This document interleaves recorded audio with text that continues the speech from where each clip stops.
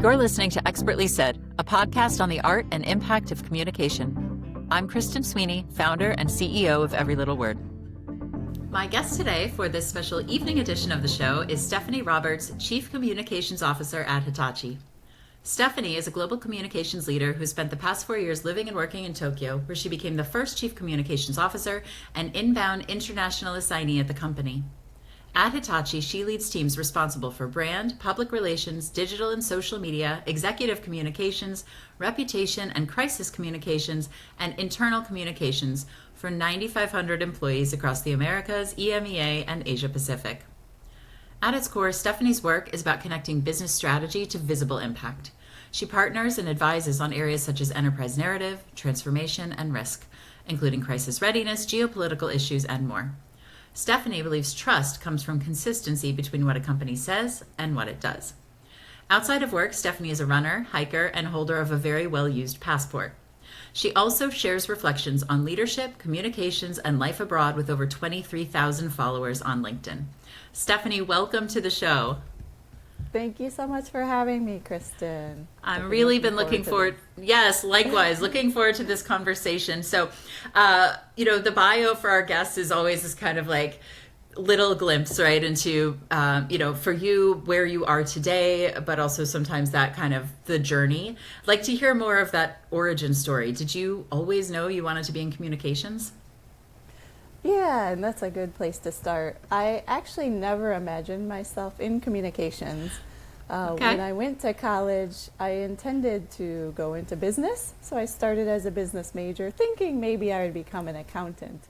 Oh, wow. Yeah, and then after my first year, I realized, I don't think this is for me, some of the math classes and such. So I talked to a career counselor, and we talked about what some of my strengths and interests were, and I've always loved writing, so they kind of introduced me to communications. But at the time, I was like, I don't even really know what that means.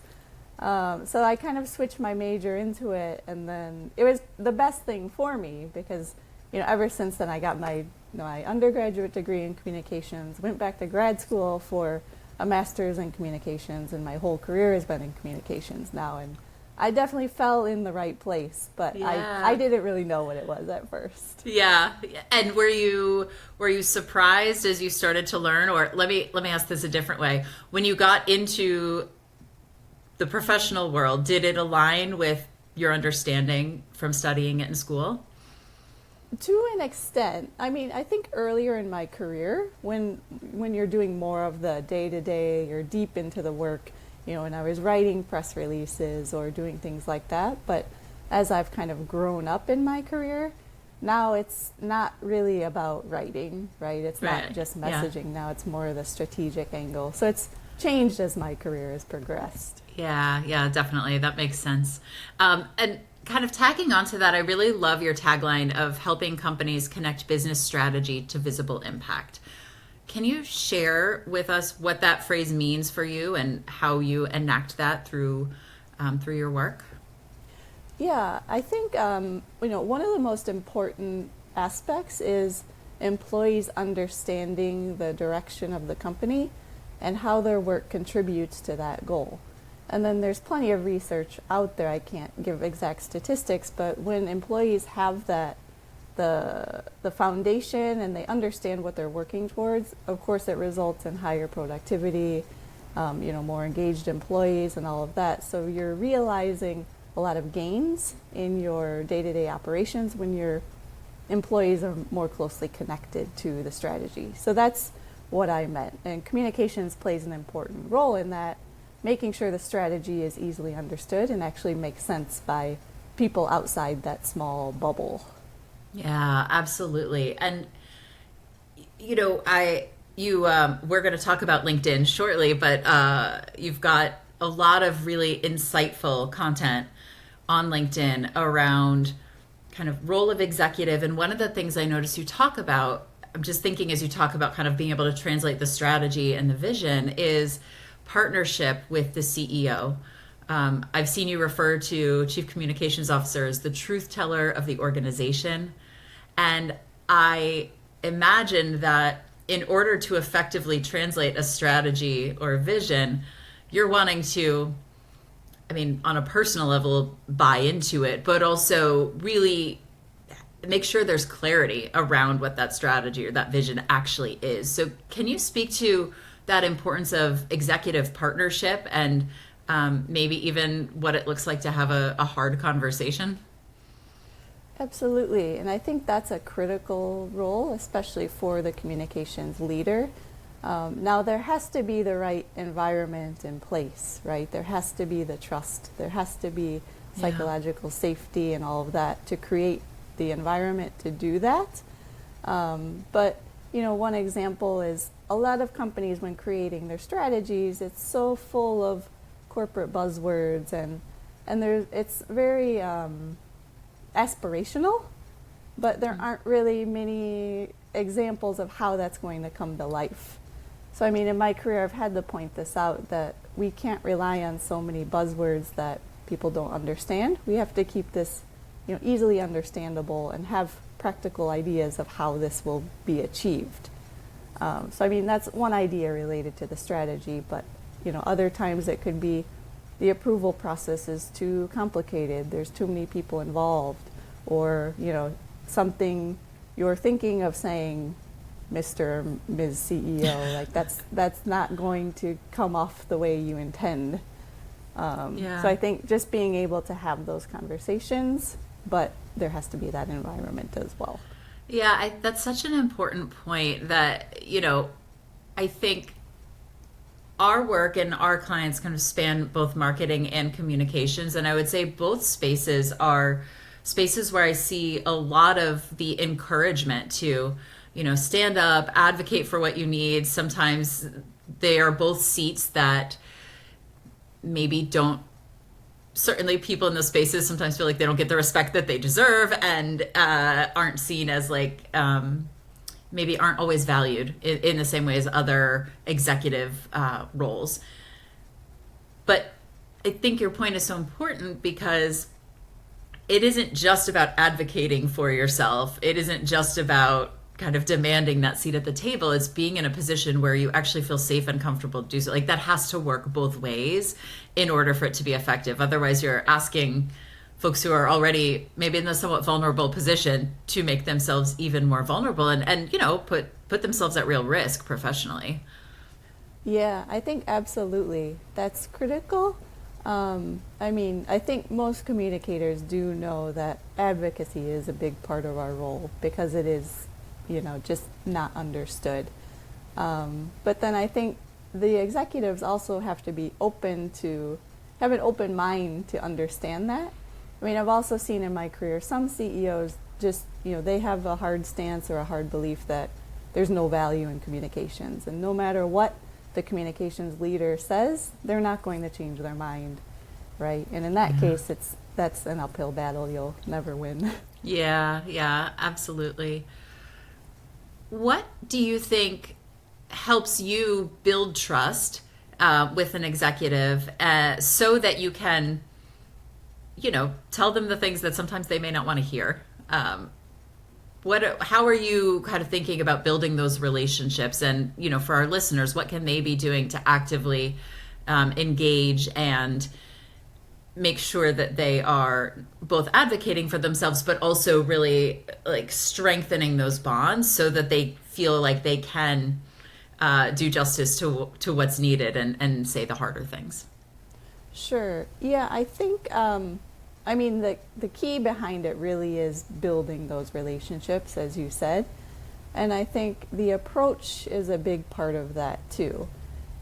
We never want to disagree just to disagree or just try to be difficult, but, you have to present other options, or you have to give your belief, don't just say no just to say no, right? You can say yes, but, or, it's all about framing in some ways. But also I think just getting some smaller wins where, I don't know, it can be something very small scale, but from that you can build up to bigger things where you can push back a little bit more or, bring your voice to the table. Yeah. I've definitely been in situations where I've felt like the Debbie Downer a bit, right? Of being like, what about this? What about this? And felt like, oh, why am I the only person kind of seeing that? It's a hard position to be in, but to your point, offering those alternatives, or here's the path I would recommend instead, at least gives that person on the other side some optionality. Exactly. Instead of being like, oh, I've been totally shut down. I've been shut down now what? Right. Yeah. Nobody likes that. Yeah. Especially CXOs. Yeah. It's a lot of that, I think, like, I think a lot about mental load and invisible work, and I have 2 young kids at home, so obviously this is like a term I got familiar with from being a parent, but I see it and I think about it at work as well. And like, where are you sort of transferring the mental load or the invisible work of like, okay, now what? This is the hardest thing to do in business, in leadership, like, is actually see the set of circumstances and say, like, who's going to do the thinking, the hard work of thinking about what we should do now. And I like the way you framed this, that there are ways to do it more effectively, where you're kind of sharing that responsibility. Exactly. And I think if you take a little bit more of that on, of course they're going to be more receptive. If you're just pushing it all back to them, naturally everyone's going to be more resistant. Yeah.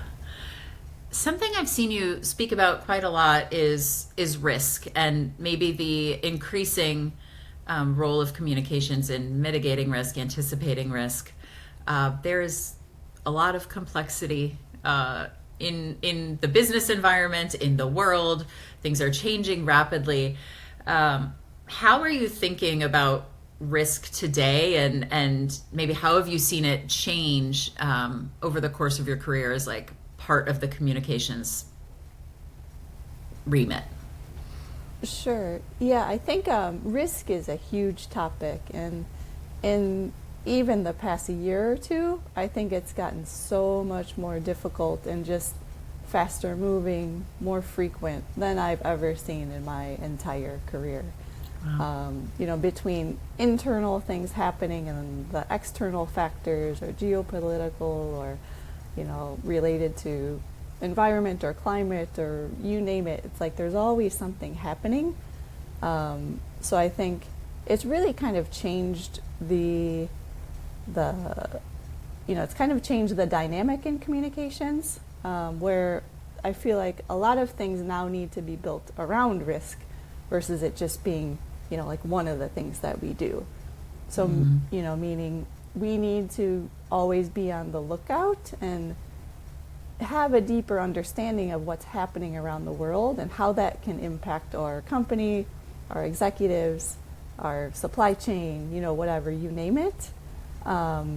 And that's why it's just, like there's just so much happening. It's so complex now. Yeah. Maybe that's the best way I can put it. Yeah, it is. And I want to touch on complexity in a moment. But I am curious when it comes to anticipating those risks and kind of keeping your, head on a swivel at all times. How do you do that effectively? Like we heard in your bio, the full range of teams that you're leading and managing, like how practically are you staying informed enough to have an eye out for kind of everything that could be going on that you need to anticipate or prepare for? Yeah, that's a tough part. For me, it's about reading, keeping an eye on what's happening in the world.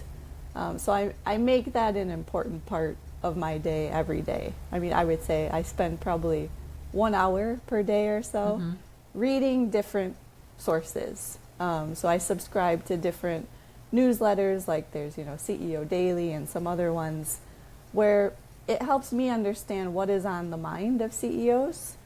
So then that way, if there's something that could impact our business, I'll look into that a little bit deeper. But just, reading news, reading newsletters, going well beyond just communications industry related stuff. I think that's the most important part. Yeah, definitely. It took a while for me, honestly, to kind of recognize some of my behaviors as such. I might have just said like, oh, these are the the newsletters I subscribe to, and if I'm procrastinating from doing my work or something else, and but it makes all and then I realized, no, what I actually am doing is I am staying quite on top of things, and certainly in the last few years I've felt the need to do that more than ever. But it really does make a difference what kind of container you put it in, right? You're either slacking off reading this newsletter, or you're doing an extremely important part of your job to stay informed. Yeah. Don't get me wrong. Some of that type of reading is good too. Oh, 100%. Yeah. So you mentioned complexity, and I imagine every one of our listeners can relate to this idea. Complexity can be paralyzing, right? Because it seems like every way you turn, there's another obstacle, something you've got to navigate. How do you, whether it's professionally or even personal practices, kind of find the way to confront the complexity and still actually move forward into action? That's a difficult question. Yeah, I mean, it can quickly get overwhelming if you try to think about everything.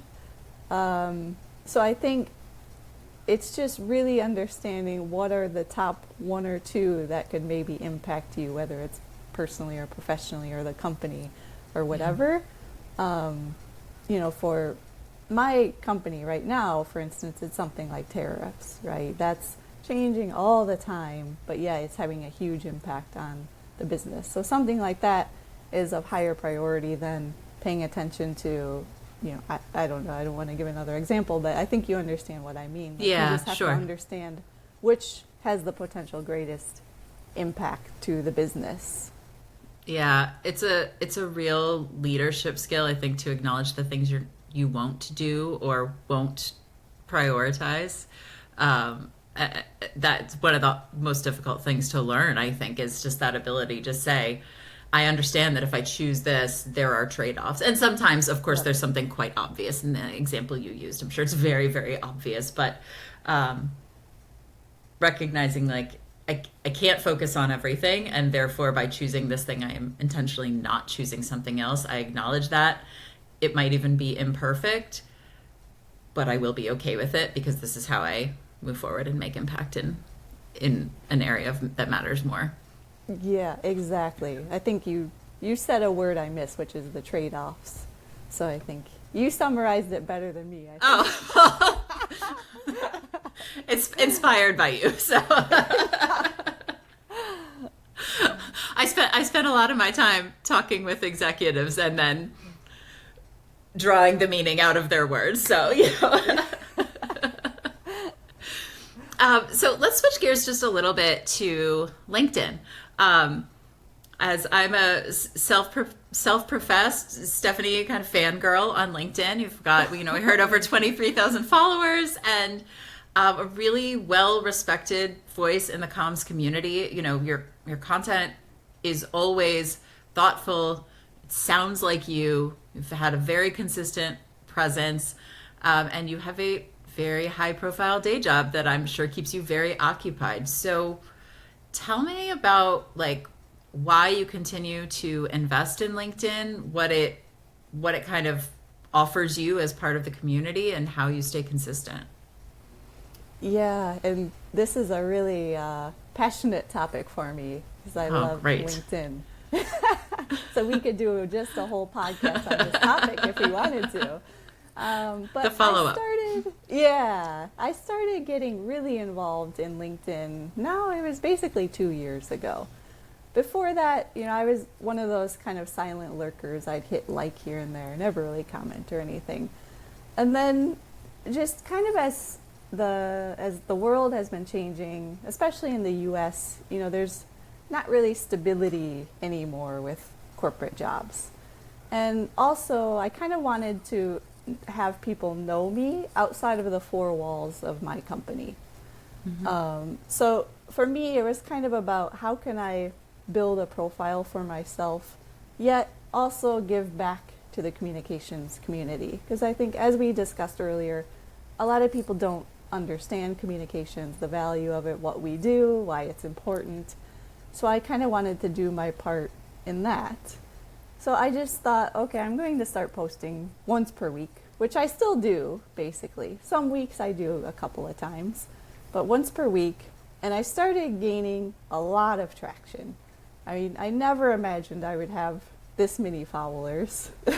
Like, I just wanted to get my name out there a little bit and just kind of build a brand for myself. And then it's kind of turned into this now, which, I still post once per week, but I like just the benefits of doing so. I mean, the people I've had the opportunity to meet, the people that know my name now that I never would have imagined would know who I am.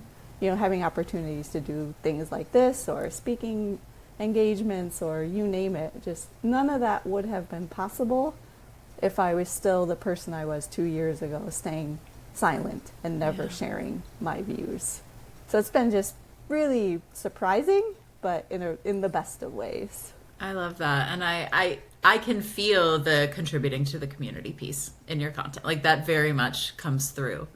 Do you do a lot of pre-planning? Do you sit down for the week and say, like, what's inspiring me right now? What does that process look like for you? Usually I do a lot of evergreen content, so it's not really timely. I mean, here and there I'll do certain topics that are very at that moment. Mm-hmm. So I try to kind of batch it where I'll write 3 or 4 or so and then schedule them out. Mm-hmm. And then if I need to make adjustments along the way, I will. But I just try to, box it and do as many as I can and schedule far in advance. Yeah. And then engage, of course. It's not just about posting it, right? Like, I'm very passionate and, I think it's super important if people take the time to comment on your post, you acknowledge them and reply to them, which that's part of building a community. Yeah, I just really appreciate it's such an authentic approach. It's also all of the things that, the LinkedIn gurus, the people selling the courses and everything else would tell you to do, but you just approach it in such a fresh way, while still following all the, good practices there. So that's really great. And I really wish you, continued success. Hopefully we get you a few more fans from this show. So I want to make sure we have time to talk through our one big idea today. This is a chance for us to dig a little bit deeper into one insight, experience, or aspect of your work that's had a meaningful impact. And we've intentionally been very quiet up to this point about the fact that this is an evening recording for me because you are connecting from Japan. So we haven't talked about that at all. That wasn't an oversight. We're going to talk about it a lot right now. Really, how international perspective shapes your approach to communications. So I think it's 4 years ago, you moved to Japan, became an expat, set up a new communications function. That is a lot of change all at once. What led you to the decision to say yes to this current opportunity? Yeah, I think there were a couple of factors. So I had previously worked with CEO in the US, and then he was promoted into a bigger role back in Japan. And I had a good working relationship with him. I knew he respects and understands communications. So that was the first important piece. But when he was heading back to Japan, I kind of made a comment in passing that, if there's ever an opportunity to work in Japan, I might be interested. But just a comment, just kind of like raising my hand, but not expecting anything. You weren't signing on the dotted line at that point, yeah. Yeah, no, because this is something they've never done. They've never brought anyone from overseas to Tokyo. And then it was a few months later, and I hear from him again that, hey, there's a real opportunity. We're trying to build, a branding and communications function. We're trying to globalize. Is this something you would be interested in? And it didn't take long. I mean, there were a couple of things to consider for me, but I basically knew, yes, this is a good opportunity. I don't know if I'll ever get this opportunity again. You can either find a way or find an excuse, right? And I wanted to find a way. So this was during COVID. This was, I think 2021, the discussions started or so. And Japan wasn't letting anyone in, not even visa holders. So I had to wait over a year. Wow. And then finally in May of 2022, I was on a plane to Japan, never been there before, but landed, starting at this, new to me company, new role, new team, new everything. And that was it. So, I knew this is a good opportunity. I've never been there, no, but I like to try new things. I like to challenge myself. I like learning about different cultures.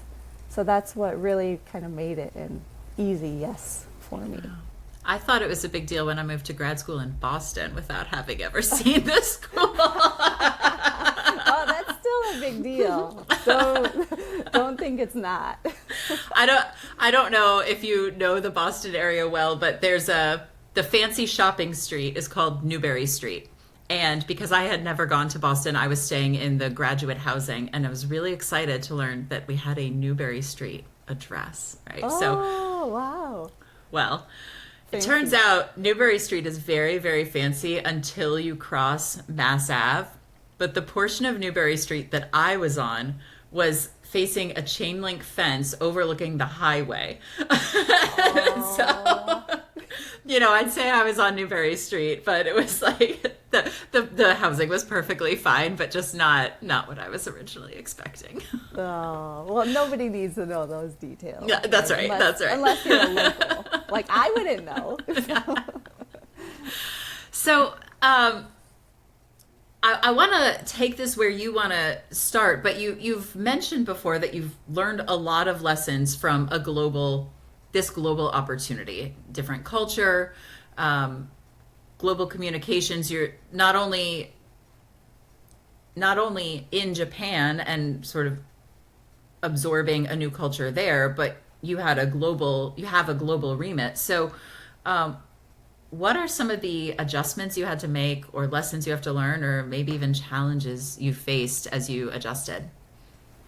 Sure. And right, we have operations in many countries around the world. So yeah, the headquarters are in Japan, but we also have a lot of employees in China, or some in Europe, US, Latin America, Southeast Asia, you name it, Australia. So a bit of everywhere. But this was my first deep exposure into the Asian culture. But even the way we do things in Japan is different than China, right? Or what's important to different regions is so different. But I think, especially for Japan, I can't say I have a deep dive into every one of those different cultures, but Sure. Japan, I'm confident that I now understand it pretty deeply. Just, what works in the US does not work in Japan. Or, I think the idea of, FaceTime or executives, coming to the employees in person is more important than maybe other regions. Or just the tone and the way that you write things. I think it needs to be more serious than the US or maybe some other regions. But just the overall, the way of doing business, the way of, earning trust, where the way of employees, starting to trust the executive is different than other regions too. So just more deeply understanding all those aspects has been really helpful from a communications perspective. And I never would have understood that just trying to do this from the US or never living in a different culture. Yeah. Do you feel like you understood it through the osmosis kind of and just presence there, or was there anything you intentionally did or anyone you specifically worked with to kind of get you sort of up to speed or help you understand those adjustments? I think there's two parts. So I took quite a bit of cultural training, but if I were to do that again, I would do it before. So I took that after arriving in Japan and a couple months after. So I think it's better to do it before landing in the place.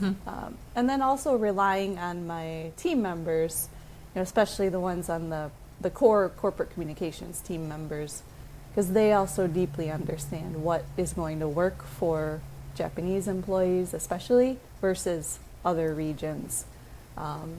And just even understanding the history of communications in Japan, I mean, it's very different than Europe or US. Like, the idea of communications is still pretty, it's not as mature as the US or Europe. Like, there's still not as deep of an understanding of the necessity or what we do or, the value of it or why it's necessary.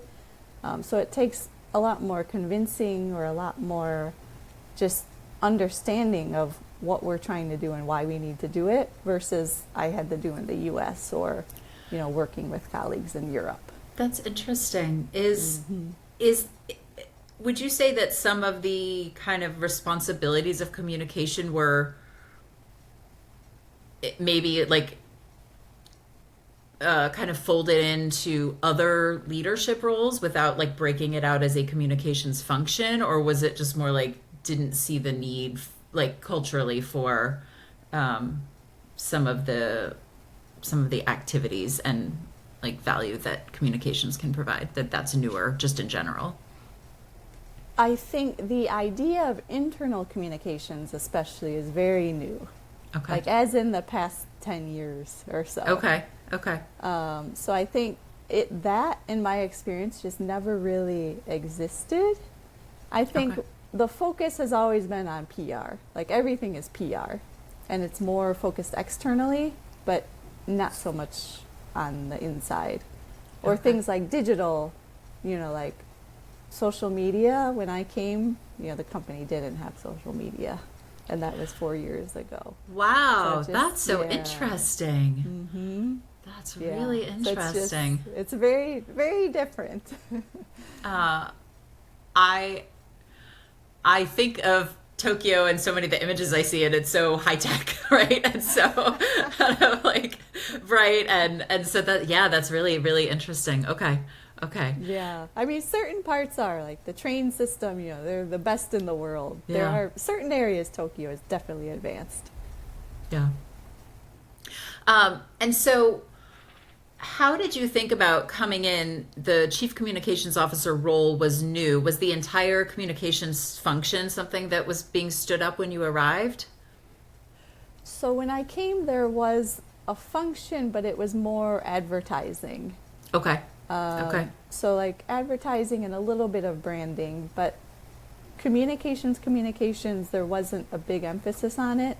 I mean, I think dabbling, right? Like doing intranet type stuff or articles, things like that was in place. But the idea of trying to proactively communicate or, have the executive communicate or establish two-way communication, all of that wasn't really in existence.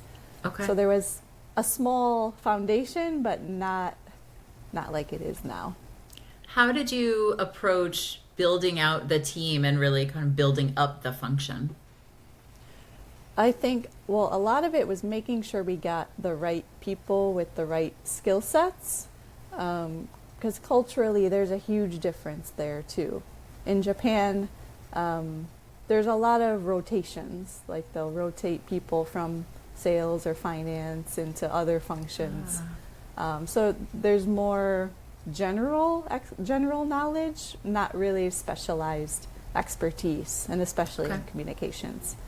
So it's kind of been a lot of getting the right people in the company, in the team, and having the right skill sets, and then making sure that the headcount matched the requirements, especially as we were globalizing. When I came, the focus was really only Japan. There was no real communication outside Japan. So, making sure that we had the infrastructure in place to support that. Okay. It's interesting when you mentioned the rotations. One of the things that I hear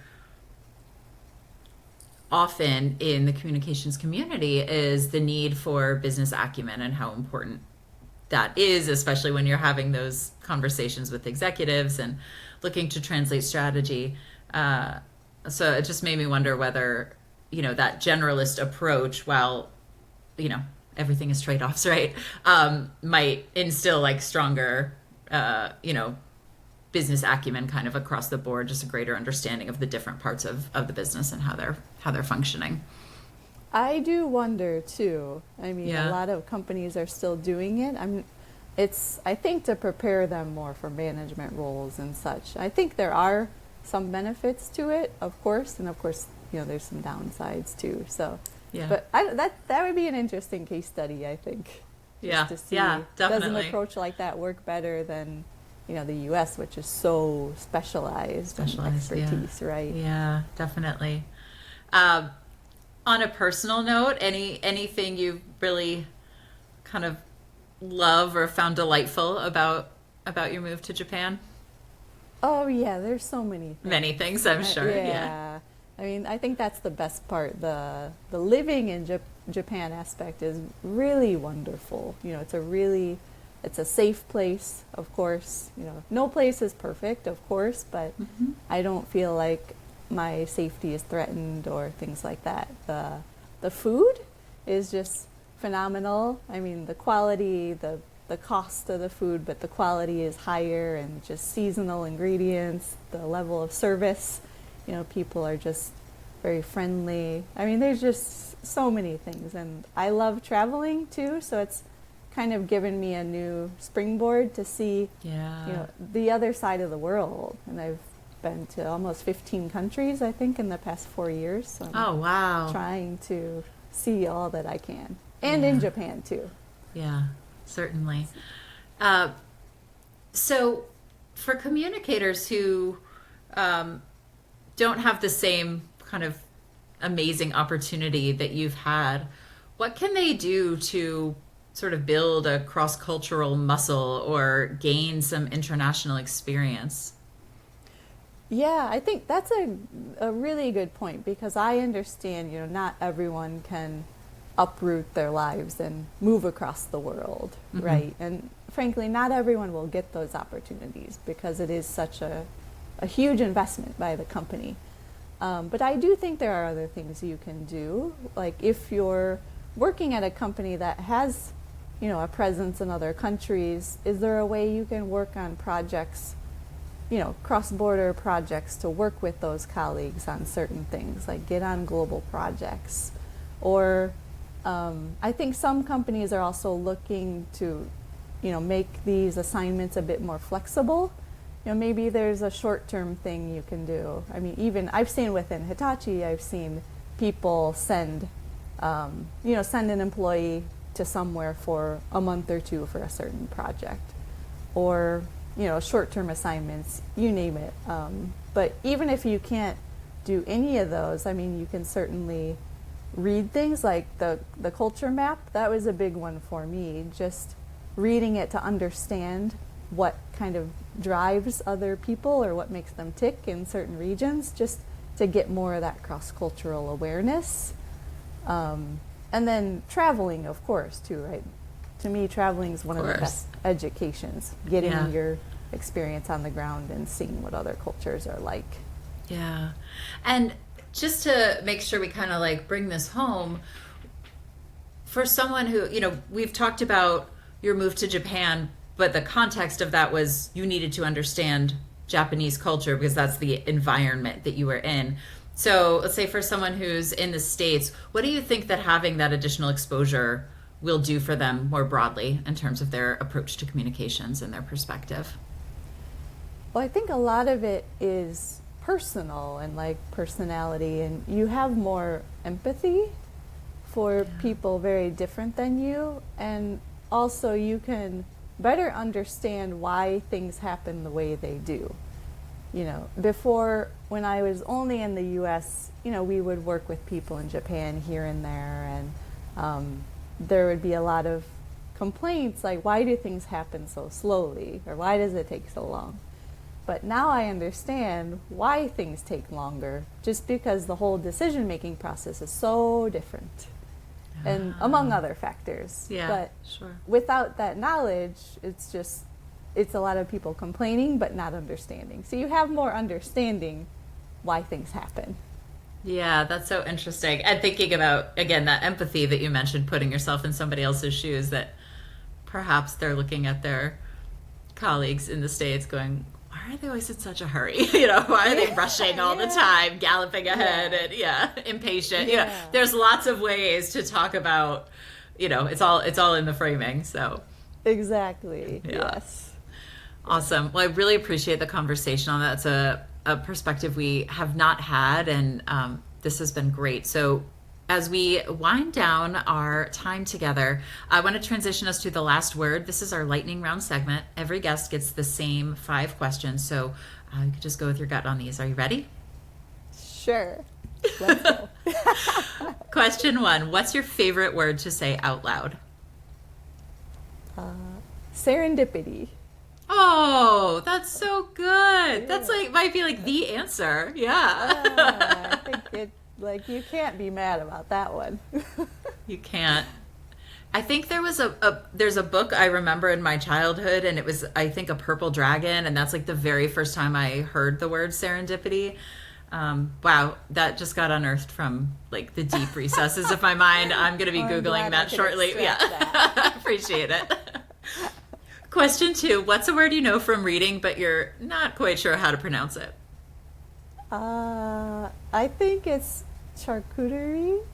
Maybe it's not from reading, but more friends and parties. But still, I always hesitate saying that word. I don't even know if I said it right now. I think you did. But sometimes we just get those words stuck in our heads that it's always that beat or that pause. Yeah. How about a phrase or saying you wish could be retired for good? Ooh, one that kind of grinds my gears is, that's not my job. When people say that, I wish we could retire that one and have more team players. Fair enough. What's a communication practice or principle that's non-negotiable for you? Ooh, I think we touched on it earlier. I would say the hard things. Especially as you reach the leadership role. And what's the last thing you read, heard, or watched that really stuck with you?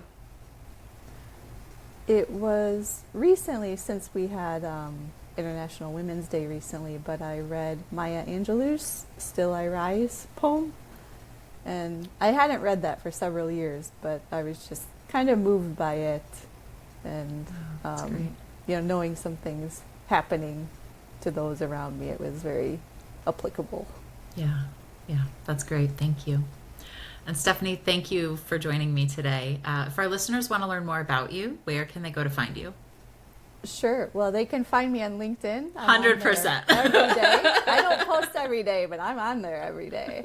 Or I have a website as well where I have a lot of the articles I've done and podcasts and other resources if people want to check it out. Wonderful. And we'll put that in the show notes. Thank you so much. Really enjoyed the conversation. Great. Thank you so much, Kristen. That's it for this episode of Expertly Said, produced by Every Little Word. If you liked what you heard, please support us by subscribing, sharing the episode with a colleague, or leaving a review. If you want to connect, you can find me on LinkedIn. Just search Kristen Sweeney. And if you'd like more insights on communication and content, subscribe to our newsletter using the link in the show description. Thanks for listening. Talk soon.